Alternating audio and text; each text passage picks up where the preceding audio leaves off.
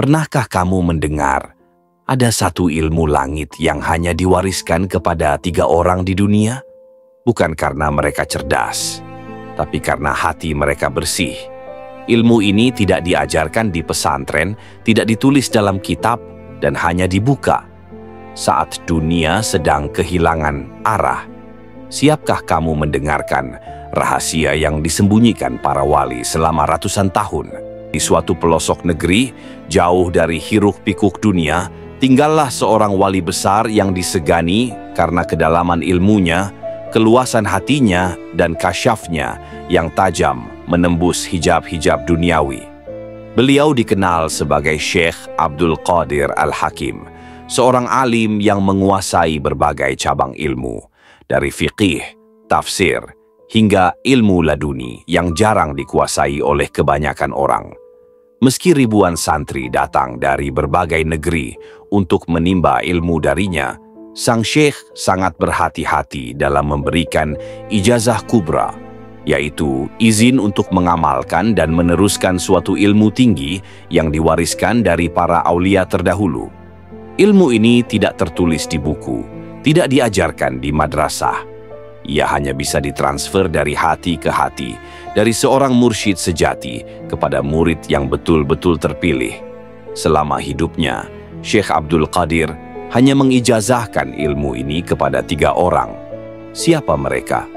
Murid pertama, Ali bin Sal, pemuda yatim dari kampung sebelah.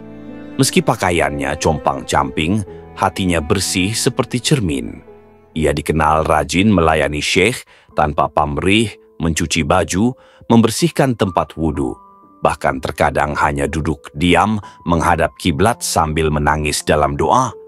Murid kedua, Zainab Al-Farisi, seorang wanita muda yang datang dari jauh, menyamar sebagai santri laki-laki agar bisa belajar.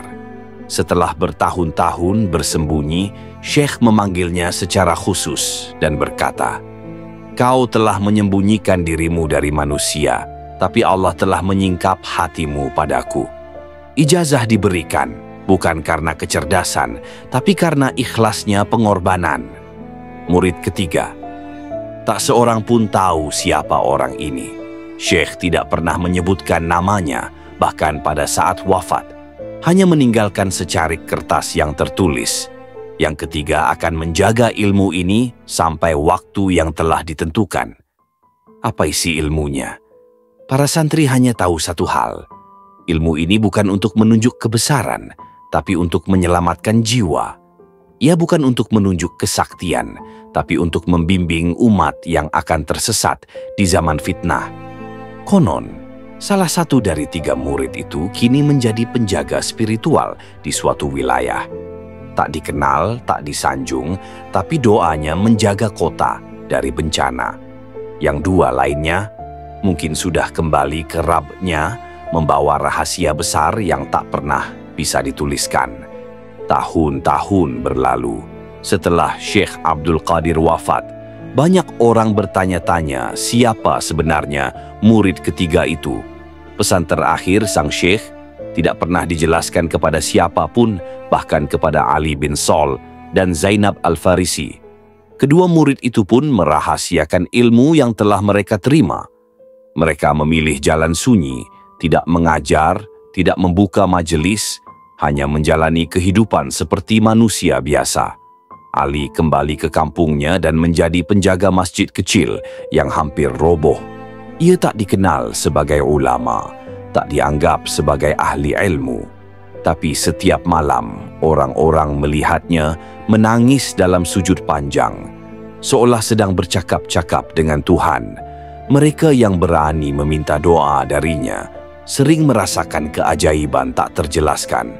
Hutang terlunasi, penyakit sembuh, atau jalan hidup yang tiba-tiba terbuka. Zainab menghilang begitu saja. Sebagian mengatakan ia pergi ke negeri Syam, tinggal di sebuah zawiyah di tengah padang pasir. Di sana ia membimbing para wanita miskin dan anak yatim, namun tak pernah mengaku siapa dirinya. Bahkan saat disebut sebagai wali, ia menjawab, "Aku hanya seorang hamba yang sedang menebus keraguan masa lalunya." Dan murid ketiga? Hanya Syekh Abdul Qadir yang tahu. Namun pada malam ke-40 setelah wafatnya sang Syekh, datanglah seorang lelaki tua ke makam beliau. Tak ada yang tahu dari mana asalnya. Ia berwajah tenang, berjubah putih lusuh, dan membawa sebuah tongkat kayu usang. Ia berdiri lama di samping pusara, lalu berbisik lirih. "Amanah telah kuterima. Hingga waktu yang ditentukan, aku akan tetap diam." Penjaga makam yang mendengar kalimat itu sempat menanyai lelaki tua tersebut. Namun ia hanya tersenyum dan menghilang ke balik kabut pagi. Dalam catatan rahasia yang disimpan oleh para pewaris pesantren tempat Syekh Abdul Qadir mengajar, tertulis bahwa ilmu yang diijazahkan hanya akan digunakan ketika 3 tanda besar muncul di akhir zaman. Ketika manusia lebih takut kehilangan pengikut daripada kehilangan Tuhan. Ketika ilmu hanya menjadi bahan perdebatan, bukan pembersih hati. Ketika dunia terlihat maju tapi manusia kehilangan arah ruhnya. Saat ketiga tanda itu muncul bersamaan, maka murid ketiga atau siapapun yang mewarisi jalan itu akan membuka tabir ilmu yang telah dikunci selama ratusan tahun. Bukan untuk memamerkan kehebatan, tapi untuk membimbing mereka yang masih mencari cahaya di tengah gelap zaman. Ijazah yang diberikan Syekh Abdul Qadir Al-Hakim bukan sekadar bacaan zikir biasa. Ia adalah ilmu amaliyah yang bersumber dari laduni. Ilmu yang ditanamkan langsung oleh Allah ke dalam hati hamba pilihannya. Ilmu ini diturunkan dari silsilah para wali besar melalui jalur ruhani, bukan sekadar akademik. Isi ijazah itu terdiri dari 3 bagian utama. Yang pertama, Zikir Ismuz Zat, atau dikenal dengan nama Zat. Ini adalah zikir paling rahasia yang tak boleh diucapkan sembarangan. Ia bukan hanya Allah, tapi Huwa, Dia, yang tak tergambarkan, melebihi segala nama. Huwa, Huwa, Huwa, diucapkan dalam hati, disesuaikan dengan napas, tarik Hu, hembus Wa. Zikir ini membawa kesadaran bahwa yang berzikir bukan lagi lidah, tapi ruh. Sehingga yang tinggal hanyalah kefanaan diri, dan yang hadir hanyalah Dia. Yang kedua, wirid pemutus hijab dunia. Wirid ini dibaca setiap malam setelah tahajud, hanya setelah hati benar-benar suci dari dendam, amarah, dan hasad. Tidak boleh dibaca oleh yang masih terikat dunia, karena bisa berbalik membinasakan hati. Ya Hayyu Ya Qayyum, la takhudzuhu sinatu, wala naum, birahmatika astaghitsu. Dibaca 313 kali. Ini adalah panggilan kepada Sang Maha Hidup dan Maha Menegakkan untuk memutuskan keterikatan ruh dari segala yang fana. Para wali menyebutnya wirid pemutus hijab ke-7. Yang ketiga, ilmu pengenal hati, ma'rifat qalb. Bagian terakhir bukan bacaan, tapi latihan ruhani. Setiap malam Jumat, murid harus menyendiri di tempat sunyi, lalu menulis di tanah dengan jari. Ana abduka ya Allah, aj'al qalbi baitaka. Aku adalah hambamu ya Allah, jadikan hatiku rumahmu. Kemudian berdiam 40 hari tanpa meminta apapun, kecuali untuk dikenal olehnya. Syekh Abdul Qadir menulis dengan tangan sendiri. Barang siapa mengamalkan ini karena ingin karamah, ia akan dibutakan dari hakikatnya.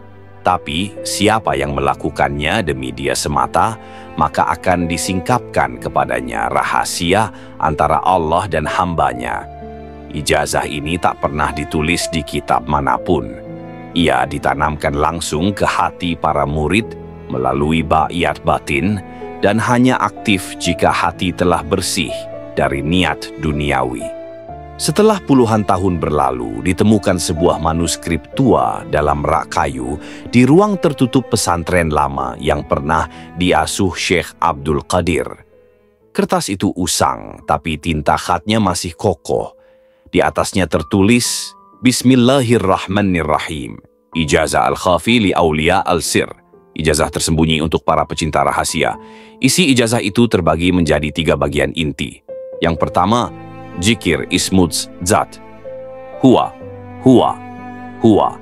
Artinya, dia, dia, dia. Tidak diucapkan dengan lidah, tapi dalam getaran hati.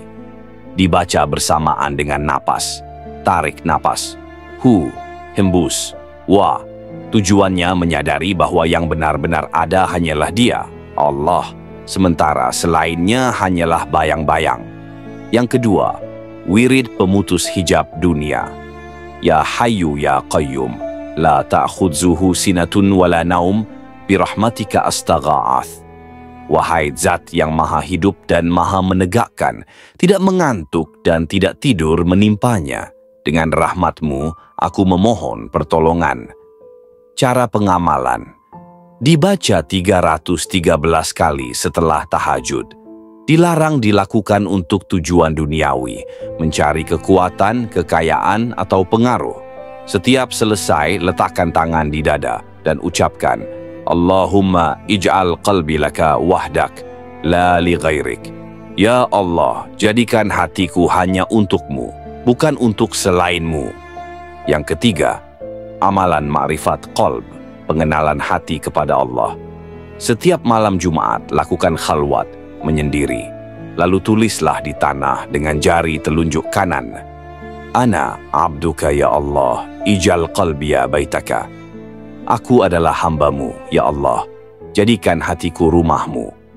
Lalu duduk diam, tanpa doa panjang, tanpa permintaan. Cukup bisikkan, Raditu billahi rabban, wabil islami dina, wabi Muhammadin nabiyya. Aku ridha Allah sebagai Tuhanku, Islam sebagai agamaku, dan Muhammad sebagai nabiku. Lakukan ini selama 40 malam, Jumat berturut-turut. Terakhir dalam manuskrip itu, Syekh menuliskan, Idza safa qalbuka, nataqa ar-ruhu bil haqq. Jika hatimu telah jernih, ruhmu akan berkata atas nama kebenaran.